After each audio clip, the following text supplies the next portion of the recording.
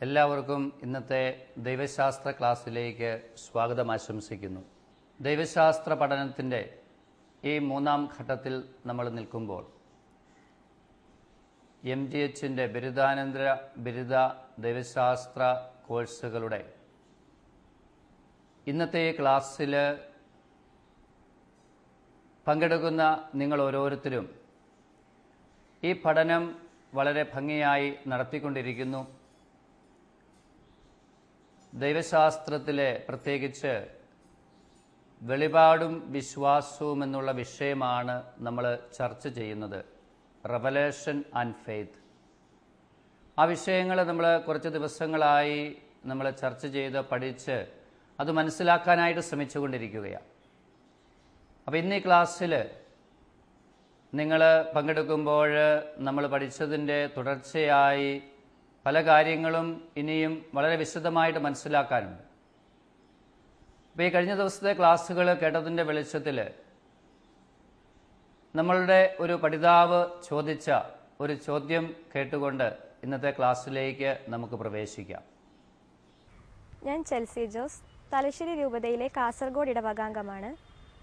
അച്ഛാ, വിശ്വാസവും വെളിപാടും എന്നതാണല്ലോ നമ്മുടെ ഇന്നത്തെ ചർച്ചാ വിഷയം. രണ്ടാം വത്തിക്കാൻ കൗൺസിലിൻ്റെ പഠനങ്ങളുടെ വെളിച്ചത്തിൽ വിശ്വാസവും വെളിപാടും അഥവാ റെവലേഷൻ ആൻഡ് ഫെയ്ത്ത് എന്നിവയെക്കുറിച്ചുള്ള പഠനങ്ങളൊന്ന് വിശദമാക്കാമോ? നിങ്ങൾ കേട്ട് കാണും നമ്മുടെ ചോദ്യകർത്താവിൻ്റെ ചോദ്യം. രണ്ടാം വത്തിക്കാൻ കൗൺസിൽ വെളിപാടിനെക്കുറിച്ച് വിശദമായിട്ട് പഠനം നടത്തിയിട്ടുണ്ട്. രണ്ടാം വത്തിക്കാൻ കൗൺസിലിൻ്റെ 16 പ്രമാണരേഖകളിൽ ഒരെണ്ണം തന്നെ ദൈവാവിഷ്കരണത്തെക്കുറിച്ചാണ്. ദൈ വെർബും എന്ന് അതിൻ്റെ പേര്.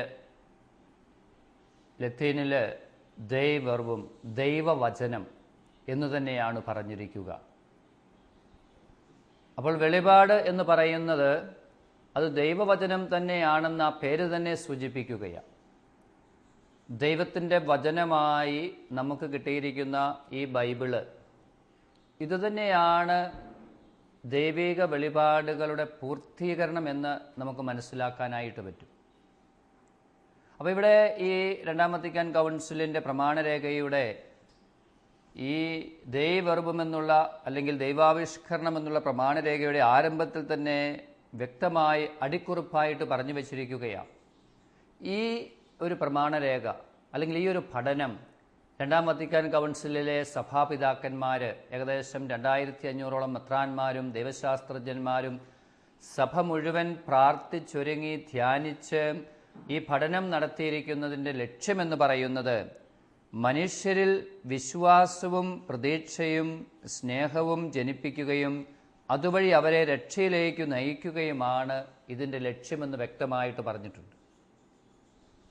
അപ്പോൾ എന്തെങ്കിലും വിലക്കുകൾ നടത്തുവാനോ ആരെയെങ്കിലും ശിക്ഷിക്കുവാനോ അല്ലെങ്കിൽ മറ്റേതെങ്കിലും വിധത്തിൽ എന്തെങ്കിലും നടപടികൾക്ക് വേണ്ടിയല്ല ഈ ദൈവവർബം എന്ന് പറയുന്ന ഈ രണ്ടാം വത്തിക്കാൻ കൗൺസിലിൻ്റെ ഈ പ്രമാണരേഖയുടെ ലക്ഷ്യം മനുഷ്യരിൽ വിശ്വാസവും പ്രതീക്ഷയും സ്നേഹവും ജനിപ്പിക്കുക. നമുക്കറിയാം, ഈ ആധുനിക ലോകത്തിൽ മനുഷ്യർ നമ്മൾ ഈ ലോകത്തിൽ ജീവിക്കുമ്പോൾ ഈ ഒരു പ്രത്യാശ അല്ലെങ്കിൽ ഈ ഒരു വിശ്വാസത്തിൻ്റെ സ്വാധീനം മനുഷ്യരിൽ കുറഞ്ഞു വരുന്നു. സ്നേഹിക്കുന്ന അവസ്ഥകൾ അല്ലെങ്കിൽ സ്നേഹിക്കാൻ എല്ലാവർക്കും ഇഷ്ടമാണ് അല്ലെങ്കിൽ സ്നേഹിക്കപ്പെടാൻ ഇഷ്ടമാണ്. പക്ഷേ യഥാർത്ഥമായ ഒരു സ്നേഹത്തിൻ്റെ, ക്രിസ്തീയ സ്നേഹത്തിൻ്റെ അഭാവവും ഇന്ന് കാണുന്ന ഈ കാലഘട്ടത്തിൽ രണ്ടാം വത്തിക്കാൻ കൗൺസിൽ പറയുക, ദൈവത്തിൻ്റെ ഈ വലിയ സ്നേഹം അത് മനുഷ്യരിലേക്ക് പറഞ്ഞു കൊടുത്തുകൊണ്ട്, അവർക്ക് കാണിച്ചു കൊടുത്തുകൊണ്ട് അവരെ വിശ്വാസത്തിലും പ്രതീക്ഷയിലും വളർത്തുകയാണ് ഈ പ്രമാണരേഖയുടെ തന്നെ ലക്ഷ്യം. അപ്പം ദൈവം മനുഷ്യനെ സ്നേഹിക്കുന്നു അല്ലെങ്കിൽ നമുക്ക് വെളിപ്പെടുത്തി തന്ന ദൈവിക സത്യങ്ങൾ മനസ്സിലാക്കുമ്പോൾ നമുക്ക് ലഭിക്കുന്ന കാര്യമെന്ന് പറയുന്നത് കൂടുതലായി ദൈവം നമ്മളെ സ്നേഹിക്കുന്നുള്ളോ ആ ഒരു ബോധ്യത്തിലേക്ക് നമ്മൾ എത്തുകയും അതിലൂടെ നമ്മളുടെ ഇന്നത്തെ ഈ കാലഘട്ടത്തിൻ്റെ അരക്ഷിതാവസ്ഥകൾ, പ്രശ്നങ്ങൾ, പ്രതിസന്ധികൾ, ദുഃഖം, പ്രയാസം, ഈ കാലഘട്ടത്തിൻ്റെ തന്നെ എല്ലാ പ്രശ്നങ്ങൾക്കുമുള്ള പരിഹാരമെന്ന് പറയുന്നത് ദൈവം നമ്മളെ സ്നേഹിക്കുന്നു എന്നുള്ള വലിയ അറിവാണ്. അപ്പോൾ യോഹന്നാൻ്റെ 1-ാം ലേഖനത്തിൽ 1-ാം അധ്യായം 1, 2, 3 വാക്യങ്ങൾ ഇതിൽ വളരെയേറെ പ്രധാനപ്പെട്ടതാണ്. അവിടെ പറഞ്ഞു വച്ചിരിക്കുന്ന കാര്യം നമുക്കെല്ലാവർക്കും അറിയാവുന്നതാണ്. ജീവന്റെ വചനത്തെപ്പറ്റി നിങ്ങളെ ഞാൻ അറിയിക്കുന്നു എന്ന് യോഹന്നാൻ ശ്ലീഹ നമ്മളോട് പറയുകയാണ്. ജീവന്റെ വചനം, ദൈവം തൻ്റെ പുത്രനെ ഈ ലോകത്തിലേക്ക് അയച്ചു. പുത്രനായ ഈശോയാണ് വചനമെന്ന് നമുക്കറിയാം. ആ വചനത്തെ നമ്മളേക്ക്, മനുഷ്യരിലേക്ക് എത്തിക്കുകയാണ് യോഹന്നാൻ തൻ്റെ ലേഖനത്തിലൂടെയും സുവിശേഷത്തിലൂടെയും, അല്ലെങ്കിൽ ഈ ബൈബിൾ മുഴുവനിലൂടെയും ഗ്രന്ഥകർത്താക്കന്മാരല്ലെങ്കിൽ ബൈബിള് എഴുതിയ അപ്പസ്തോലന്മാരും പ്രവാചകന്മാരുമൊക്കെ ഉദ്ദേശിക്കുന്നത് എന്ന് യോഹന്നാൻ ശ്ലീഹ നമ്മളെ പഠിപ്പിക്കുകയാണ്. വീണ്ടും 2, 3 വാക്യങ്ങളും വളരെ പ്രധാനപ്പെട്ടതാണ്. ജീവൻ വെളിപ്പെട്ടു, ഞങ്ങൾ അത് കണ്ടു എന്ന് പറഞ്ഞുകൊണ്ട് യോഹന്നാൻ തുടരുന്ന ആ ഭാഗം നമ്മുടെ ഈ പൊതു പങ്കാളിത്തം പിതാവിനോടും പുത്രനായ യേശുക്രിസ്തുവിനോടും കൂടെ ആയിരിക്കുകയും ചെയ്യട്ടെ. അപ്പോൾ നമുക്ക് യോഹന്നാൻ ഈശോയുടെ ഏറ്റവും സ്നേഹിച്ചിരുന്ന ശിഷ്യനാണ്, 12 ശിഷ്യന്മാരിൽപ്പെട്ടയാളാണ്. അപ്പോൾ അവരുമായിട്ടൊരു പങ്കാളിത്തം, ക്രിസ്തീയ കൂട്ടായ്മയിലുള്ള പങ്കാളിത്തവും അതിലൂടെ ക്രിസ്തുവിനോടും പിതാവായ ദൈവത്തോടുമുള്ള ഒരു ബന്ധം, അതാണ് ഈ ദൈവിക വെളിപാടുകളുടെ വെളിപ്പെടുത്തലുകളുടെ ലക്ഷ്യമെന്ന് യോഹന്നാൻ ശ്ലീഹ നമ്മളെ ഓർമ്മപ്പെടുത്തുകയാണ്. അത് വളരെ പ്രധാനപ്പെട്ടതാണ്. അപ്പോൾ സഭയോടുള്ള ബന്ധം, സഭയോടുള്ള ബന്ധത്തിലായിരിക്കുക, അതാണ് അപ്പസ്തോലന്മാരുടെ ബന്ധമെന്ന് പറയുക. ഞങ്ങളുമായിട്ടുള്ള കൂട്ടായ്മ, അതോടൊപ്പം അതിലൂടെ പിതാവിനോടും യേശുക്രിസ്തുവിനോടും നമ്മൾ ഐക്യപ്പെടുകയാണ്. ഈ ഒരു ലക്ഷ്യത്തിനു വേണ്ടിയാണ് സഭയിൽ, അല്ലെങ്കിൽ യേശു ആരംഭിച്ച സഭയുടെ ആരംഭത്തിൽ തന്നെ ഈ ശിഷ്യന്മാരിലൂടെ, അപ്പസ്തോലന്മാരിലൂടെ, അല്ലെങ്കിൽ സുവിശേഷകരിലൂടെ, വിശുദ്ധ പൗലോസിലൂടെ നമുക്ക് ഈ ദൈവിക രഹസ്യങ്ങൾ നൽകപ്പെട്ടിരിക്കുന്നത് എന്ന് നമ്മൾ മനസ്സിലാക്കണം. അപ്പം ഈ വെളിപാടിൻ്റെ സ്വഭാവവും ലക്ഷ്യവും, എന്തിനാണ് ഈ ദൈവാവിഷ്കരണം നടത്തുന്നത് എന്ന് നമ്മൾ ചിന്തിക്കുമ്പോൾ അതിൻ്റെ സ്വഭാവവും ലക്ഷ്യമെന്ന് പറഞ്ഞ് നമുക്ക് 3-4 കാര്യങ്ങൾ മനസ്സിലാക്കേണ്ടതുണ്ട്. പ്രധാനപ്പെട്ടതായിട്ട് നന്മസ്വരൂപിയും ബുദ്ധി തന്നെയുമായ ദൈവമാണ് നമുക്കിത് വെളിപ്പെടുത്തി തരുന്നത് എന്ന് നമ്മൾ മനസ്സിലാക്കണം. ഈ അജ്ഞാതമായ കാര്യങ്ങൾ നമുക്ക് വെളിപ്പെടുത്തുന്നത് അത് മനുഷ്യൻ്റെ കഴിവുകൊണ്ട് നമ്മൾ നേടിയെടുക്കുന്നതല്ല, പിന്നെയോ ദൈവം നമുക്ക് വെളിപ്പെടുത്തുവാനായിട്ട് അവിടുന്ന് തയ്യാറാകുന്നു എന്നുള്ളത് കൊണ്ടാണ്. എഫേസ്യൂസുകാർക്ക് എഴുതിയ ലേഖനത്തിൽ 1-ാം അധ്യായത്തിൽ 9-ാമത്തെ വാക്യങ്ങളിൽ നമുക്കിത് കാണുവാനായിട്ട് പറ്റും. എഫേസൂസ് 1:9, ക്രിസ്തുവിൽ വ്യക്തമാക്കിയ തൻ്റെ അഭീഷ്ടമനുസരിച്ച് അവിടുന്ന് തൻ്റെ പദ്ധതിയുടെ രഹസ്യം നമുക്ക് മനസ്സിലാക്കി തന്നു. അവിടുന്ന് തൻ്റെ പദ്ധതിയുടെ രഹസ്യം നമുക്ക് മനസ്സിലാക്കി തന്നു എന്ന് പൗലോസ് ശ്ലീഹ എഫേസൂസുകാർക്ക് എഴുതിയ ലേഖനത്തിൽ പറയുകയാണ്. അപ്പം നമ്മൾ ഈ കാര്യങ്ങൾ ഇവിടെ ചർച്ച ചെയ്യുക, അല്ലെങ്കിൽ 2-ാം വത്തിക്കാൻ കൗൺസിൽ ഇതിവിടെ പറഞ്ഞു വച്ചിരിക്കുക, കൗൺസിലിൻ്റെ തോന്നലോ പിതാക്കന്മാരുടെ തോന്നലോ അല്ലെങ്കിൽ നമ്മളുടെ, അല്ലെങ്കിൽ ഇപ്പോൾ നിങ്ങളോട് സംസാരിക്കുന്ന എൻ്റെ തോന്നലോ അല്ലിത്. തിരുവചനങ്ങളിൽ വ്യക്തമായി അപ്പസ്തോലന്മാർക്ക്, സുവിശേഷകന്മാർക്ക് തമ്പുരാൻ അല്ലെങ്കിൽ യേശുക്രിസ്തുവിലൂടെ പരിശുദ്ധാത്മാവ് വെളിപ്പെടുത്തി കൊടുത്ത രഹസ്യങ്ങൾ. അപ്പോൾ ഈ ദൈവിക രഹസ്യങ്ങൾ അവിടുന്ന് തൻ്റെ പദ്ധതിയുടെ രഹസ്യം നമുക്ക് മനസ്സിലാക്കി തന്നു എന്ന് തിരുവചനങ്ങളിൽ തന്നെ പറഞ്ഞു വെച്ചിരിക്കുകയാണ്. അത് വളരെ വ്യക്തമാണ്. ദൈവം വെളിപ്പെടുത്താൻ മനസ്സാകുന്നെങ്കിൽ, തിരുമനസ്സാകുന്നെങ്കിൽ എന്തെങ്കിലും ദൈവിക വെളിപാടുകൾ ഉൾക്കൊള്ളുവാൻ മനുഷ്യന് സാധിക്കുകയുള്ളൂ. അതാണ് പരിശുദ്ധാത്മാവിൻ്റെ വലിയ പ്രവർത്തനമെന്ന് പറയുന്നത്. ആത്മാവ് നമ്മളെ പ്രചോദിപ്പിക്കുന്നു, ശക്തിപ്പെടുത്തുന്നു. അതിലൂടെ ഈ ദൈവിക വെളിപാടുകൾ സ്വീകരിക്കുവാനോ അറിയുവാനോ നമുക്ക് സാധിക്കുകയുള്ളൂ. കർത്താവ് ആഗ്രഹിക്കുന്നെങ്കിൽ മാത്രമേ അവിടുന്ന് ഇഷ്ടപ്പെട്ടവരെ തൻ്റെ അടുക്കലേക്ക് വിളിച്ചു, അല്ലെങ്കിൽ പിതാവായ ദൈവത്താൽ ആകർഷിക്കപ്പെടാതെ ആർക്കും എൻ്റെ അടുക്കൽ വരാൻ പറ്റുകയില്ല എന്ന് ഈശോ ഓർമ്മപ്പെടുത്തുന്നുണ്ട്. അപ്പോൾ അത് ദൈവത്തിൻ്റെ ദാനമാണ്. ഈ തൻ്റെ അടുക്കലേക്ക് വിളിക്കുന്നതും ദൈവിക രഹസ്യങ്ങൾ മനുഷ്യർക്ക് വെളിപ്പെടുത്തി കൊടുക്കുന്നതും അത് ദൈവത്തിൻ്റെ വലിയ ഒരു ദാനമാണ്. അതാണ് നമ്മൾ മനസ്സിലാക്കേണ്ട പ്രധാനപ്പെട്ട കാര്യം. ഈ വെളിപാടുകളെക്കുറിച്ച് പറയുമ്പോൾ ഇന്ന് പ്രത്യേകിച്ച് നമ്മുടെയൊക്കെ കാലഘട്ടത്തിൽ പലരും ദർശനങ്ങളുണ്ടായി, വെളിപാടുകളുണ്ടായി, ദൈവത്തിൻ്റെ വെളിപ്പെടുത്തലുകളുണ്ടായി എന്നൊക്കെ പറഞ്ഞ് വ്യക്തിപരമായ ദർശനങ്ങളെക്കുറിച്ച്, വെളിപാടുകളെക്കുറിച്ചൊക്കെ പറയാറുണ്ട്. അപ്പോൾ അവിടെ അവരത് ചിലപ്പോൾ അവരുടെ ഇഷ്ടത്തിനനുസരിച്ച് അല്ലെങ്കിൽ അവരുടേതായ താല്പര്യത്തിനനുസരിച്ച് ചില കാര്യങ്ങൾ പറഞ്ഞത് ദൈവിക വെളിപാടുകളാ ഇങ്ങനെയാണ് എന്ന് പറഞ്ഞ് സഭയിലോ സമൂഹത്തിലോ അതൊന്നും ഉപയോഗപ്പെടുത്തുവാനായിട്ട് നമുക്ക് സാധിക്കുകയില്ല. കാരണം ദൈവം വെളിപ്പെടുത്തിയെങ്കിൽ, ദൈവം തിരുമനസ്സായെങ്കിൽ എന്തെങ്കിലും ദൈവിക രഹസ്യങ്ങൾ വെളിപ്പെടുത്തപ്പെടുകയുള്ളൂ. ആ ഒരു വലിയ ബോധ്യം സഭയിൽ ലഭിച്ചിരിക്കുന്ന, അല്ലെങ്കിൽ സഭയിലെ പിതാക്കന്മാരുടെ, പരിശുദ്ധ പിതാവിൻ്റെ, മെത്രാന്മാരുടെയൊക്കെ പഠനങ്ങളിൽ ഉൾക്കൊള്ളുന്ന ദൈവിക രഹസ്യങ്ങൾ, അവയുടെ വ്യാഖ്യാനങ്ങൾ എന്നൊക്കെ പറയുന്നത് പരിശുദ്ധാത്മാവ് അവരിലൂടെ പ്രവർത്തിച്ച് വെളിപ്പെടുത്തി കൊടുക്കുന്നത്. അപ്പോൾ ആ ഒരു വലിയ വിശാലമായ ചിന്താഗതി, അല്ലെങ്കിൽ സഭയോട് ചേർന്നുള്ള ആ ചിന്താഗതി, അല്ലെങ്കിൽ തിരുവചനത്തോടും തമ്പുരാൻ്റെ ഇഷ്ടത്തോടെ പരിശുദ്ധാത്മാവിൻ്റെ വെളിപ്പെടുത്തലുകളോടുള്ള മനുഷ്യൻ്റെ അനുഭാവപൂർണമായ പെരുമാറ്റം അല്ലെങ്കിൽ തീരുമാനമെന്ന് പറയുന്നത് വളരെ പ്രധാനപ്പെട്ടതാണ്. ഇന്ന് ഈ അനുസരണത്തിൻ്റെയും അല്ലെങ്കിൽ ഇതിനോട് ചേർന്ന് നിൽക്കുന്ന, കൂട്ടായ്മയിൽ ഒന്നായി നിൽക്കുന്ന ഭാവങ്ങൾക്കൊക്കെ കുറവ് വന്നുകൊണ്ടിരിക്കുന്ന കാലഘട്ടമാണ്. ഓരോരുത്തർക്കും താന്താങ്ങളുടെ ഇഷ്ടമനുസരിച്ച് പോകണം. അത് ചിലപ്പോൾ അപൂർവം സന്ദർഭങ്ങളിൽ വൈദികരുടെ ഭാഗത്തു നിന്ന് പോലും, അല്ലെങ്കിൽ സഭയോട് ചേർന്ന് നിൽക്കുന്ന വ്യക്തികളുടെ ഭാഗത്തു നിന്ന് പോലും ഉണ്ടാകുന്നു. സഭയെ അനുസരിക്കുക, അല്ലെങ്കിൽ ദൈവിക വെളിപാടുകളുടെ വ്യാഖ്യാനവും, അല്ലെങ്കിൽ അത് ദൈവത്തിൽ നിന്ന് ലഭിച്ച് സഭയിലൂടെ മനുഷ്യർക്ക് നൽകപ്പെട്ടിരിക്കുന്നതാണെന്നുള്ള ബോധ്യവും ഇല്ലാതെ പോകുന്നു. അപ്പം തമ്പുരാൻ അല്ലെങ്കിൽ ദൈവം അല്ലെങ്കിൽ പരിശുദ്ധാത്മാവ് നമുക്ക് വെളിപ്പെടുത്തി തരുമ്പോഴേ ഈ രഹസ്യം നമുക്ക് കിട്ടുകയുള്ളൂ. അത് സ്വീകരിക്കുവാൻ പോലും നമുക്ക് സാധിക്കുകയുള്ളൂ. പിതാവിനാൽ ആകർഷിക്കപ്പെടാതെ എൻ്റെ അടുക്കൽ വരുവാൻ ആർക്കും സാധ്യമല്ല എന്നുള്ള യേശുവിൻ്റെ ആ തിരുവചനങ്ങൾ നമ്മൾ ഓർക്കുന്നത് നല്ലതാണ്. എഫേസ്യക്കാർക്ക് എഴുതിയ ലേഖനത്തിൽ 2-ാം അധ്യായം 18-ാമത്തെ തിരുവചനവും വളരെയേറെ പ്രധാനപ്പെട്ട കാര്യം നമ്മളെ ഓർമ്മപ്പെടുത്തുക. അതിനാൽ അവനിലൂടെ ഒരേ ആത്മാവിൽ ഇരുകൂട്ടർക്കും പിതാവിൻ്റെ സന്നിധിയിൽ പ്രവേശിക്കുവാൻ സാധിക്കുന്നു. പരിശുദ്ധാത്മാവിലൂടെയാണ് പിതാവിൻ്റെ അടുക്കലേക്ക് നമുക്കെല്ലാവർക്കും കടന്നു ചെല്ലാനായിട്ട് പറ്റുക.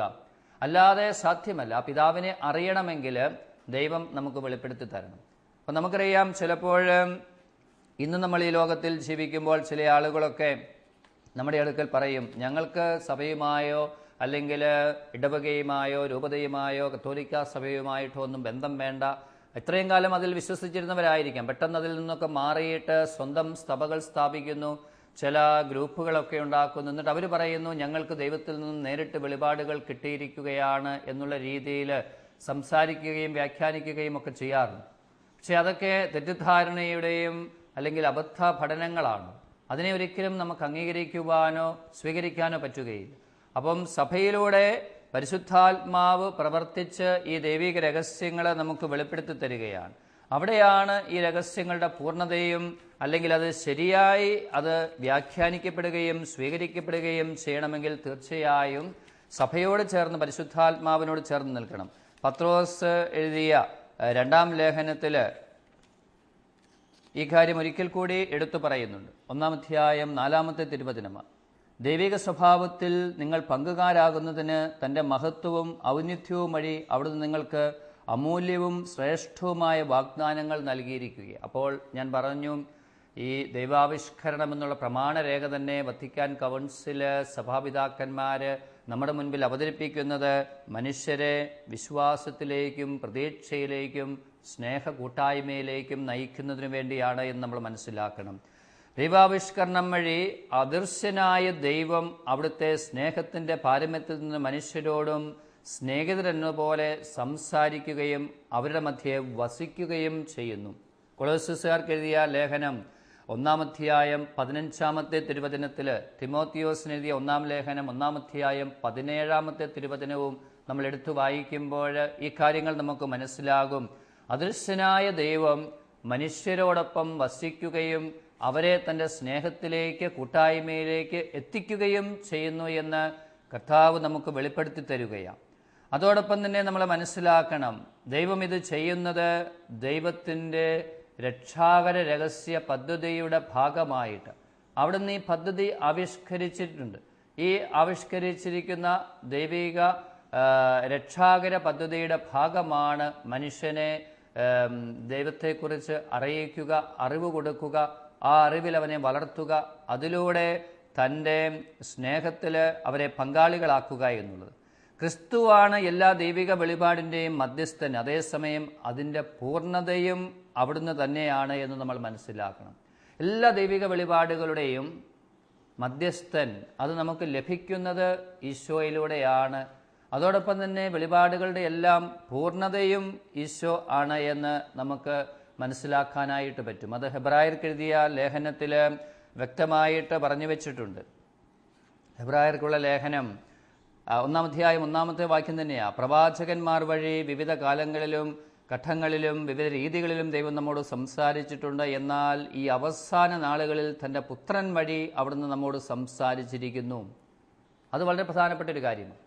1-ാം അധ്യായം 1-2 വചനങ്ങളാണ് ഞാനിവിടെ വായിച്ചത്. അപ്പോൾ ഇത്രയും കാലം പ്രവാചകരിലൂടെ, രാജാക്കന്മാരിലൂടെ, പഴയ നിയമ പിതാക്കന്മാരിലൂടെ, മോശയിലൂടെ നിയമങ്ങൾ നൽകപ്പെട്ടു. പ്രവാചകന്മാരിലൂടെ ആ നിയമങ്ങളുടെ പൂർത്തീകരണത്തിന് വേണ്ടിയുള്ള കാര്യങ്ങളൊക്കെ പറഞ്ഞ് ഇസ്രായേൽ ജനതയെ പഠിപ്പിച്ച് ദൈവം മുൻപോട്ട് കൊണ്ടുവന്നു. പക്ഷേ പുതിയ നിയമത്തിലേക്ക് എത്തി നമ്മൾ നിൽക്കുമ്പോൾ യേശുവിലൂടെ ഈ വെളിപാടുകൾ പൂർത്തീകരിക്കപ്പെടുകയാണ്. അതിൻ്റെ മധ്യസ്ഥനും പൂർത്തീകരണവും ഈശോ തന്നെയാണ് എന്ന് തിരുവചനങ്ങൾ നമ്മളെ ഓർമ്മപ്പെടുത്തുകയാണ്.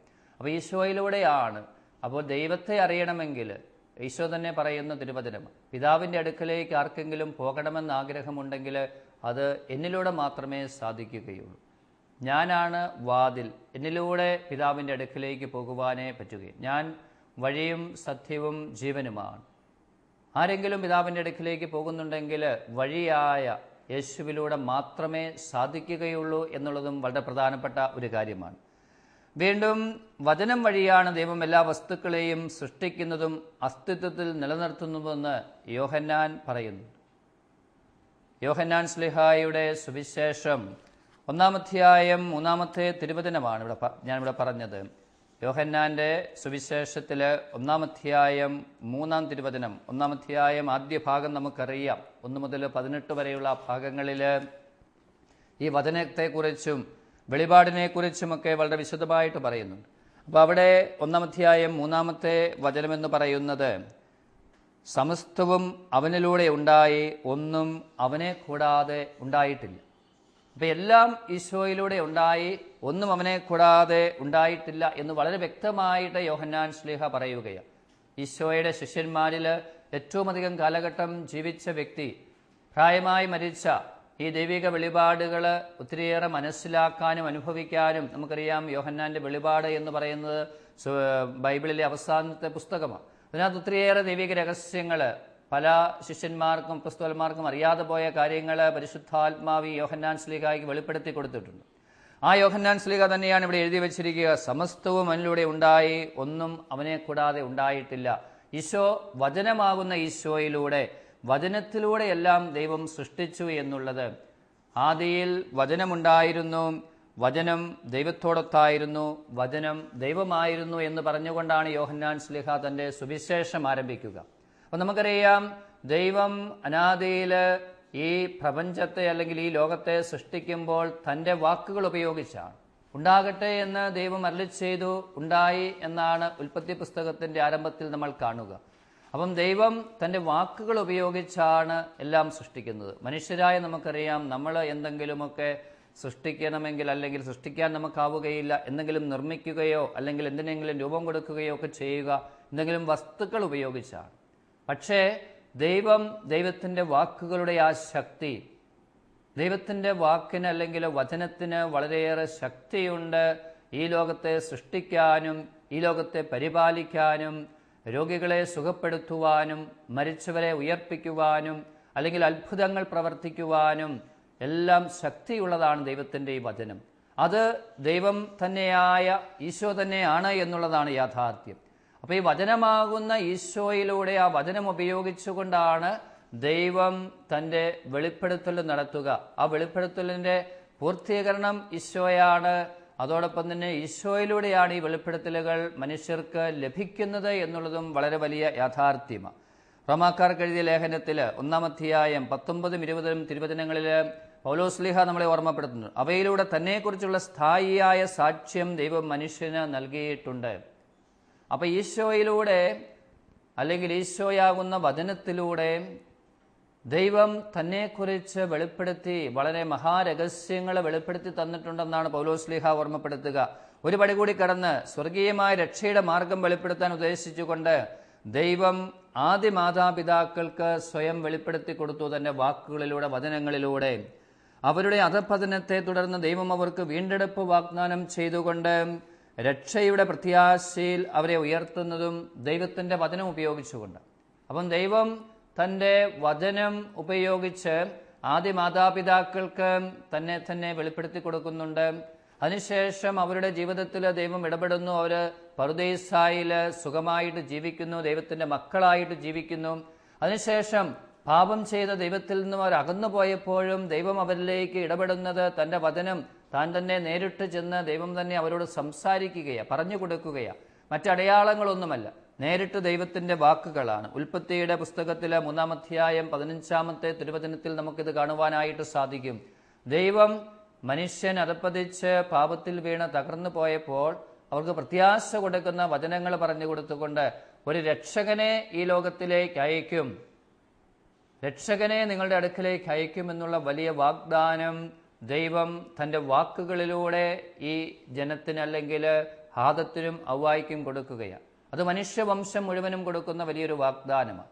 രക്ഷയ്ക്കായി ഒരാളെ നിങ്ങളുടെ അടുക്കലേക്ക് അയക്കുമെന്നുള്ള വലിയ യാഥാർത്ഥ്യം.